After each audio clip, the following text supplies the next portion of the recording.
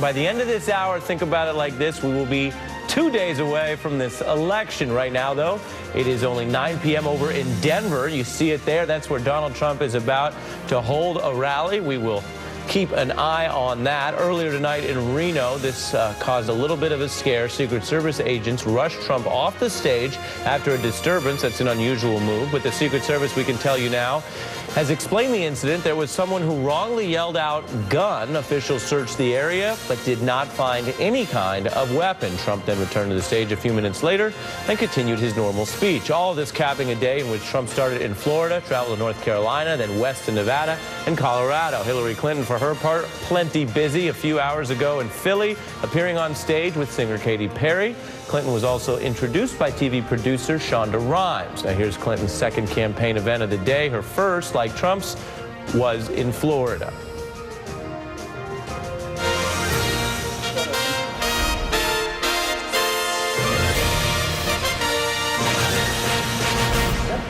Quite a day on the campaign trail, and we're going to start with Kelly O'Donnell, who has some of the latest on what was a brief scare, albeit happily only a scare and a bit of a miscommunication, according to what we're learning from the Secret Service. Kelly?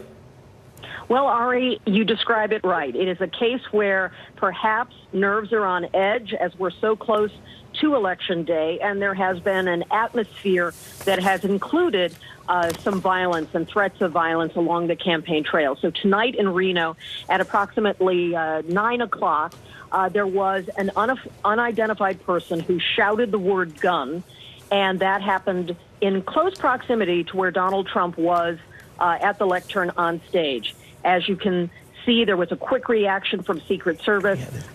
Donald Trump was rushed off the stage. And what law enforcement officials are telling me, and now in a formal statement, no weapons of any kind were found, and they are continuing an investigation.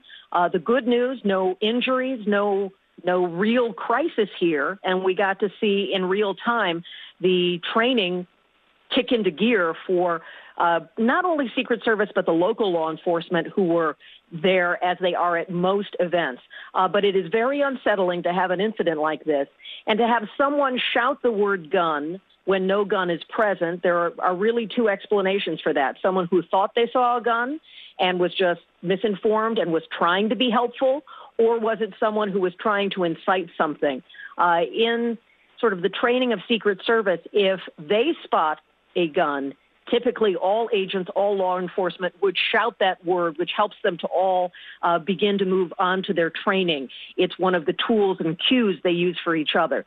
So when that word is uttered, much like hollering fire in a theater, it is something that causes great alarm and, frankly, should be there should be real care among those who are attending an event to not do something like that when it's not called for. So because there are magnetometers used at all events for these candidates, Donald Trump and Hillary Clinton, there is a lot of screening that is done for those who wait often hours at a time to attend an event, and that screening includes checking any bags, being wanded, going through the magnetometers.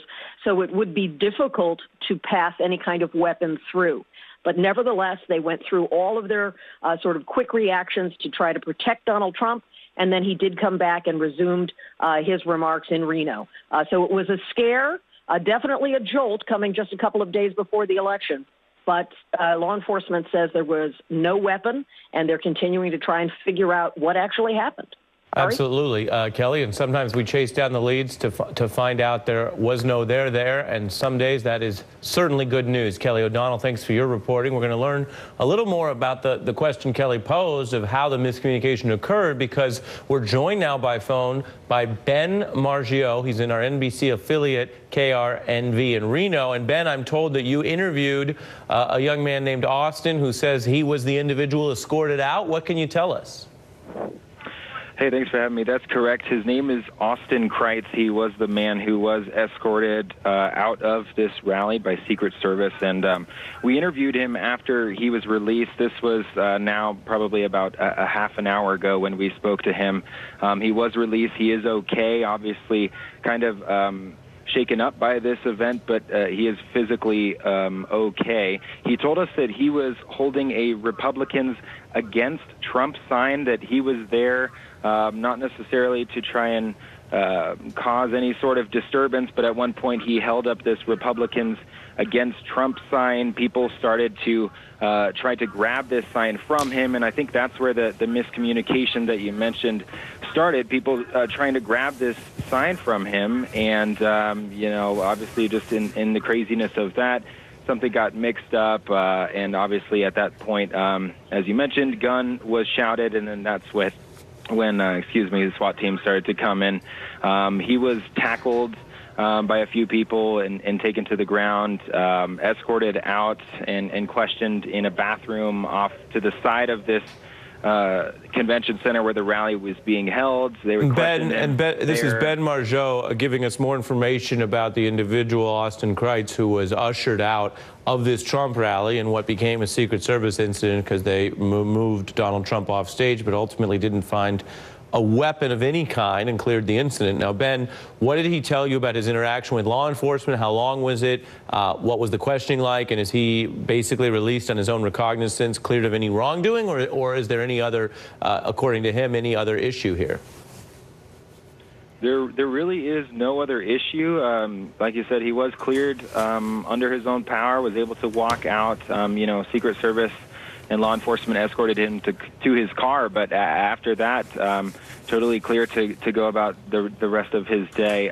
He didn't tell us much about the investigation. He does say that in spite of everything that happened and being questioned for what was at least 45 minutes, that he is thankful for Secret Service and law enforcement because they were just, doing their job and doing their due diligence to ask him all of these questions, really making sure that there was something that it wasn't something that they had missed.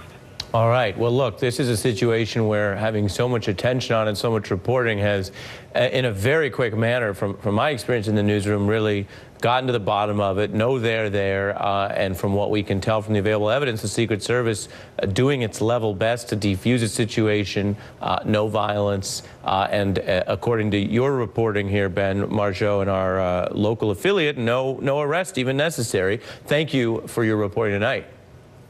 Thank you for having me. Absolutely. Hillary Clinton spending this last Saturday before the election